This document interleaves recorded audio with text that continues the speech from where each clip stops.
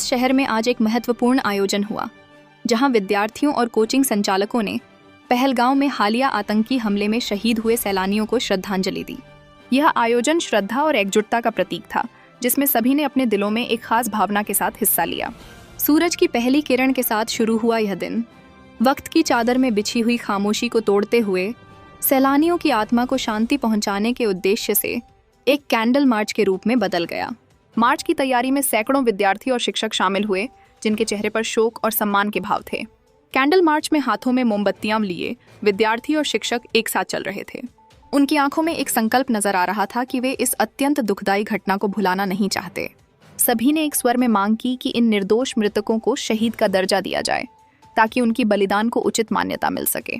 इस घटक में Rudraksh sir, Pushpendra Sikarwar, Ravi sir, Pankaj sir, Romi sir, Hemant sir, Krishna sir, सिद्धवास्त सर, अजय तिवारी समेत अन्य शिक्षकों ने अपनी भागीदारी से इसे संजीवनी दी।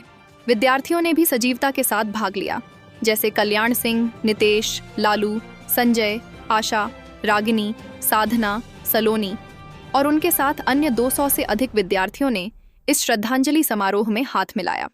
प्रतिनिधियों के रूप में उपस्थित सभी शिक्षकों और विद्यार्थियों ने इस घातक हमले की निंदा की और एकजुटता का संदेश दिया। इस कैंडल मार्च में उनकी आवाज को सुनने और समझने की एक झलक देखने को मिली कि समाज में शांति, सद्भाव और मानवता की कितनी आवश्यकता है।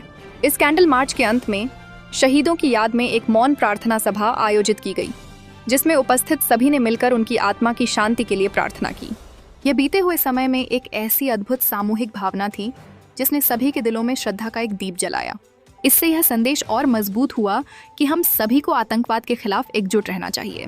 ऐसे ही खबर देखने के लिए बने रहे हमारे चैनल जननायक दस्तक टीवी के साथ, और हमारे चैनल को लाइक, शेयर, सब्सक्राइब करें और बेल आइकन दबाना ना भूलें।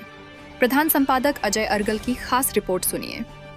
क्या कहते हैं रुद्राक्ष इंडियन इंस्टीट्यूट के फाउंडर? सभी साथियों ने मिलकर 22 अप्रैल मंगलवार को जो 28 सैलानियों की आतताई आतंकवादियों ने निर्मम जो हत्या कर दी, उन सभी सैलानियों को विनम्र श्रद्धांजलि देते हैं। और हम सभी साथी भारत सरकार से डिमांड करते हैं कि उन सैलानियों को शहीद का दर्जा मिले, और कम से कम इतना हो कि ये जो अखंड भारत में हम एक स्वतंत्र तरीके से किसी भी एरिया में निडर होकर घूम सकें। जम्मू कश्मीर को भारत का स्वर्ग बोला जाता है, और हमारे स्वर्ग को आज इन आतताइयों ने बिल्कुल नरक बना दिया। और हम चाहते हैं कि इन आतंकवादियों को जल्द से जल्द नष्ट किया जाए। यही उन लोगों के लिए सच्ची श्रद्धांजलि होगी। जब तक हमारे सैलानियों को ये भाव जो हम श्रद्धांजलि दे रहे हैं वो सच्ची श्रद्धांजलि नहीं है। जय हिंद, जय भारत। के विरोध में आज हम सभी लोग यहाँ एकत्रित हुए। कश्मीर से लेके कन्याकुमारी तक संपूर्ण भारतवर्ष के 140 करोड़ देशवासियों में इस बात को लेकर रोष व्याप्त है।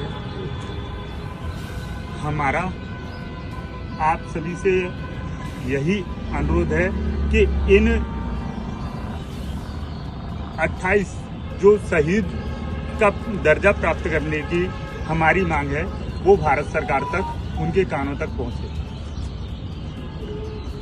मैं आप सभी से छोटी सी बात मैं कहना चाहता हूं कि जहां तक है भैया ने बहुत कुछ बोल दिया, लेकिन एक बिंदु रह गया, एक विषय। कहीं ना कहीं इस आतंकवाद को पालने में पाकिस्तान का हाथ है। इसको लेके हमारी सरकार ने कल उन पे 5 प्रतिबंध उन पे निर्णय लिए हैं, 5 प्रतिबंधों के। लेकिन एक भी बार पाकिस्तान मुर्दाबाद का नारा नहीं आया यहाँ पे, क्योंकि कहीं ना कहीं टेररिज्म जो यहाँ पे आतंकवाद बढ़ रहा है उसका मूल कारण पाकिस्तान है। तो मैं आप सभी से एक ही चीज 3 बार